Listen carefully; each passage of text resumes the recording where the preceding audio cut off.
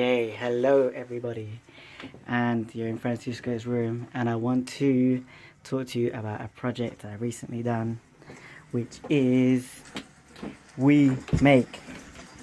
So, if you don't know already, wemake is the Wednesday Makers Club. It's where it's open to everyone, and we get together and talk about and learn about technology and work on our own after-hours projects. So what did I do? I rebranded it from a very simple logo, and after a conversation with Si, my manager, and Mark, the organizer of the project, I had a conversation about what he wanted and started with some thoughts. So where I was here, I basically pushed beyond the cliches of what you might expect from a general technology meetup. I looked deeper into it and just thought about what wemake is really all about. And I filtered these down to 4 main pillars. So beyond just like, oh, it's about PCBs and stuff like that. No, it's about humans. It's about meeting other people, learning from their life experiences and their talents. And in a visual sense, in my sketchbook, this means like handwriting and textures and photos of people rather than objects. It's also very real. This is something tangible. It's like you can hold it, you can feel it, you can break it.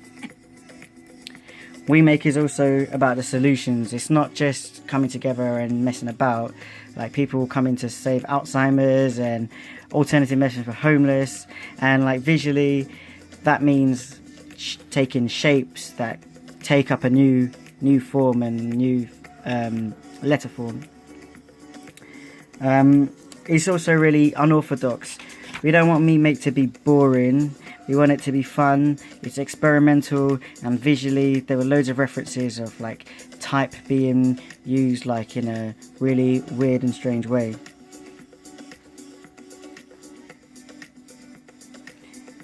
Essentially, it's where creativity meets technology. This is something Mark told me, and it's like the creative and the technologists coming together and making something great. So visually, it was like a bit of a two pieces of a puzzle coming together. But our puzzle was a W and an M, and there was a lot of interesting things that can be done with that. And something that helped me to come up with different logos was actually, I was looking for some inspiration on the way to work, and I suddenly noticed like all the shapes and shadows from the built environment that make potential W's and M's. So like the shape of the building, where the circles meet the lines, where shadows overlap, and road marks, all suddenly made W's and M's everywhere. Sometimes just staring you at the face. But what this really helped was like looking at what a W and M is and looking at them differently, and just allowed me to be more free in my sketchbook and just start putting shapes together, triangles, and joining dots, and being more free to come up with a W and M logo. And yeah, just filling up loads of sketchbook pages. We chose a final 3 from our sketches and put them a bit further.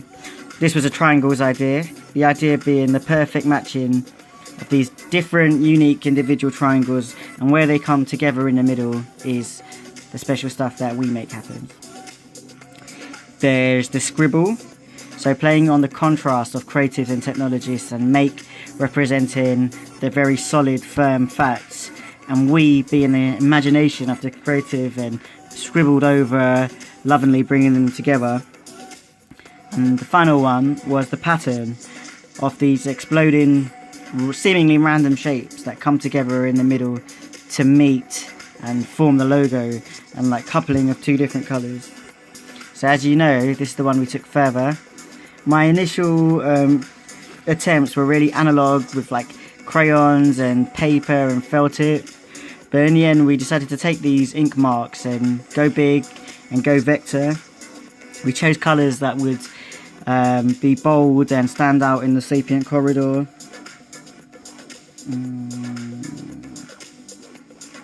the logo is like made from these different shapes, and also pull out to make like other cool things and patterns. This exploration helped to form our introductory posters, which I really wanted to be like fun, free, and definitely not boring. The future posters I want to be even more fun and even more wild. I mean, we'll take it online, we'll put it onto paper, we'll wear it, we'll stick it on our final products, we'll let it live in a studio, or we'll let it live in London. It's actually it's actually already begun. Like our first time we went to Hackney Makerspace, we've had our first proper meetup where we thought of loads of ideas. We had our second meetup where we thought of our group projects, and our last meetup where we learnt about Arduino electronic technology. And we're not just having fun, we're doing some really cool group projects. The first being by Nat in Glassmill, where we're looking at how technology can save our wasteful packaging in the Sapient building. We're looking at how alternative methods to pay homeless people without cash and using your phone, and also using chatbots to help Alzheimer's sufferers. So yeah, overall I'd just like to say that wemake's been amazing. It's been the most creative freedom I've had in a while. I've learned loads, I've met a lot of people, and get to work and like finally like I've got to get to work in a team focused on using technology to save lives. So it's really like one of the great things that I've been a part of in Sapient, and you'd love it too if you join. So yeah, thank you for listening.